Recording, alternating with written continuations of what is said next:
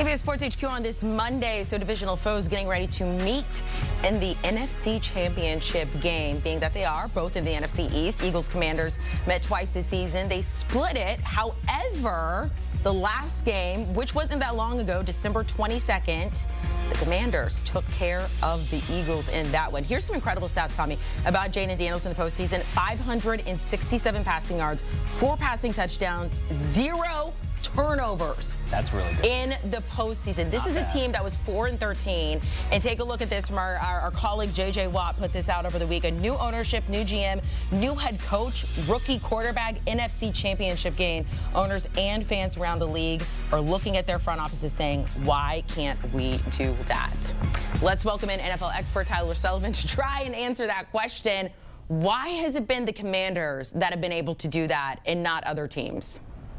Yeah, I mean, obviously, they've gone through the overhaul of all overhauls, right? Like JJ was saying in that tweet. Ownership on down. They've really changed the entire thing. So credit to Adam Peters, credit to Dan Quinn, Cliff Kingsbury. But really, it comes down to the hardest thing to do in a rebuild is find a quarterback. And it seems like the Washington Commanders have found a very special player in Jayden Daniels. And that's really what it boils down to, because Dan Quinn can be a great head coach. Cliff Kingsbury can be a great OC. Adam Peters can find all other players on the roster, but it doesn't work if the quarterback position isn't stabilized. And what Jayden Daniels has been able to do this season is something we really haven't seen in NFL history. Yeah, you know, you can go back to last year and say C.J. Stroud had a phenomenal rookie season, and he did. But what Jayden Daniels has been able to do now, he tied with Ben Roethlisberger for the most wins by a rookie quarterback in NFL history. If he does it, as you mentioned, he'll be the first rookie quarterback ever to start in a Super Bowl. So to me, it's just the most impressive thing about him has been none of the moments have been too big. We talked a lot about going into that game last week into Ford Field against the #1 seed Detroit Lions. That's a crazy environment. They're a Super Bowl favorite. He didn't seem to blink. He didn't seem fazed about it at all. And of course, he's coming from LSU. He played in the SEC. He's been in crazy environments before. But to me, the poise of Jayden Daniels has been special. And that's why they have a puncher's chance to go to the Super Bowl, as crazy as that sounds, if we were talking about this at the beginning of the year. Yeah, look, he absolutely looks unfazed in any given situation. We had a soundbite earlier from C.J. Stroud, who of course had his own phenomenal rookie season. And he said, look, I don't cheer for other teams. I'm cheering for Jayden Daniels and the Commanders in this games. Everybody might be cheering against the Eagles except Eagles fans in this one. I mean, you're seeing this respect from other quarterbacks in the league, just how remarkable and how unique what Jayden Daniels is doing. I mean, are we witnessing history here? Yeah, it's impressive because, you know, obviously you talk about other quarterbacks, you know, commending Jayden Daniels. I think one of the things that's really impressive about him has been his ability to handle the blitz. That's one thing that I think is going to be a factor in this NFC Championship. It was a factor against the Philadelphia Eagles earlier this season. It was a factor the other night against the Detroit Lions. You look at what Jayden Daniels has been able to do against the blitz. Among every quarterback in the NFL, he ranks 3rd in EPA. You look at last week in particular, against Aaron Glenn's defense, which we know is legit. The dude's going to be a head coach somewhere in the NFL, probably as soon as this week.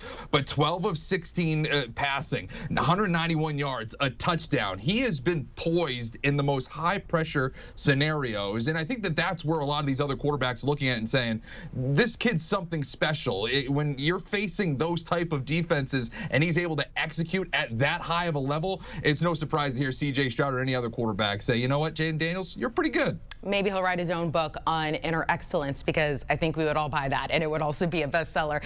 So we saw this turnaround from the Commanders, again, going from 4-13 to the NFC title game. And you have two teams that you think could have similar turnarounds. You were just talking about that quarterback position needing to be set. So one team, I understand a little bit more. And maybe the other team, I'm just going to say, is the Panthers. Maybe I didn't watch them enough down the stretch. So why do you have the Panthers and the other team, you'll tell us here, potentially getting these turnarounds?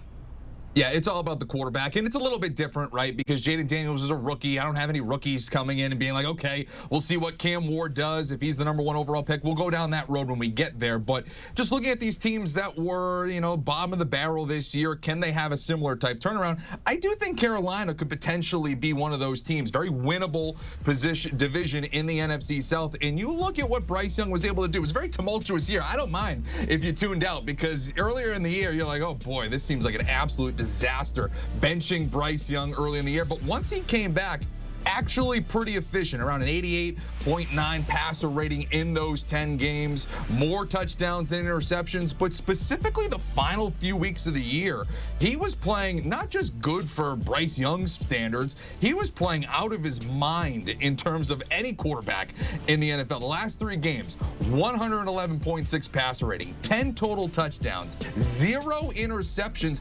The dude was balling, and he was playing spoiler against an Atlanta Falcons team that needed that game to try to get into the playoffs. So it was basically like a playoff game, at least on one side, and he was passing a lot of those tests. The Carolina Panthers, they have a top 10 pick this year. They're going into year 2 of Dave Canales. There's potential there if Bryce Young continues that momentum. All right, now let's see what happens again in a very winnable division in the NFC South. The other team that I noticed, and a little bit homer pick here because I'm up here in New England, but I do think the New England Patriots are a team to watch in 2025. As I was saying, the quarterback's a big one there. Out of all the things that went wrong for the New England Patriots in 2024, the one thing that went right was that it seems like they found their quarterback of the future in Drake May with the #3 overall pick. He was their bright spot throughout the entire year. The big problems were there were some issues coaching. There were some issues on defense. It feels like they're going to be able to solidify that with the hiring of Mike Vrabel. You're going to have much better in-game management with him at the helm.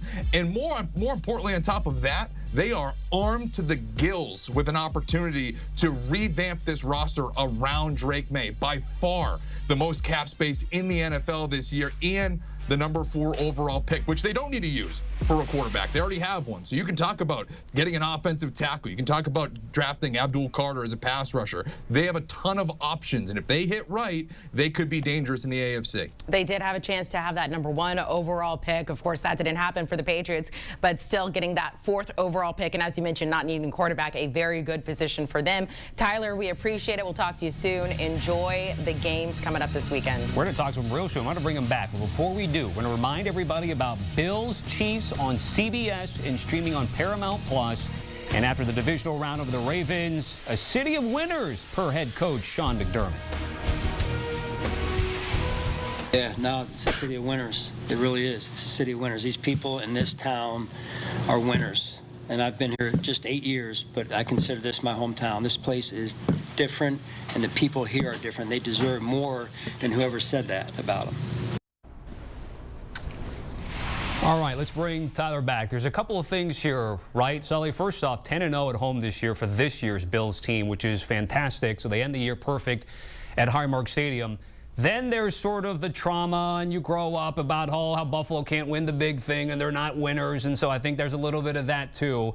They're going against the 2-time defending champs, going for the three-peat here. What do you make of McDermott's comments, and how do you think it all plays out on Sunday?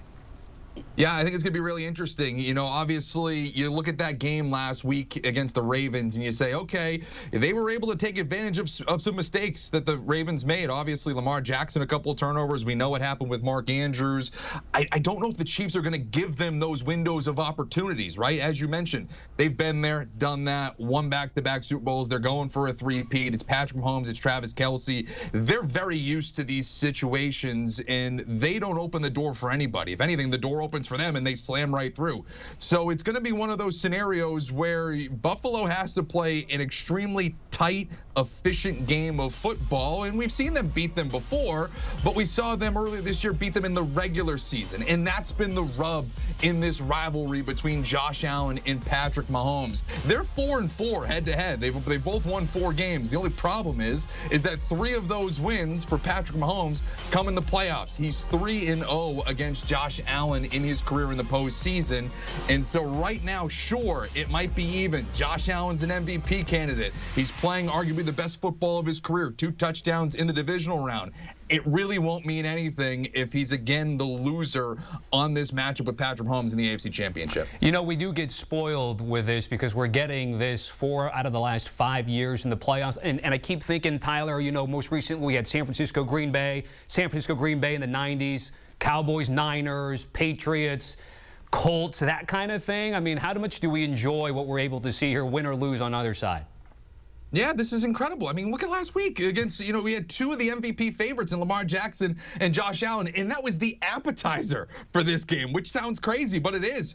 We're talking about 2 of the great young quarterbacks in the NFL. I mean, it reminds me of when Brady and Manning were going toe-to-toe, or even more recently when Mahomes and Brady were going back and forth with one another. That's the level that we're at with these 2 quarterbacks, and there's just so much on the line, too, because, of course, you just want to see great football and great quarterback play, but the stakes, not just the trip to the Super Bowl, but for the Kansas City Chiefs, this is a chance to go to the Super Bowl and do something that nobody has ever done before, win 3 straight Super Bowls. And then on the flip side, you have Josh Allen, who has the most wins most playoff wins of any quarterback in NFL history that has yet to start in a Super Bowl. And he needs to cement his legacy, just like Patrick Mahomes is cementing his. And so you just talk about the stakes more than anything else on top of the legacies with both of these young quarterbacks. I don't know what you can get much better than that. All right, Tyler Sullivan, great stuff. By the way, we are going to be putting you to work. Do not go anywhere because we're going to hit a break here on HQ. We got some breaking news, folks.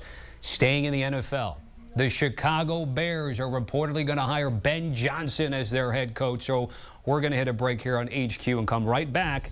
The OC in Detroit, no longer the case after today.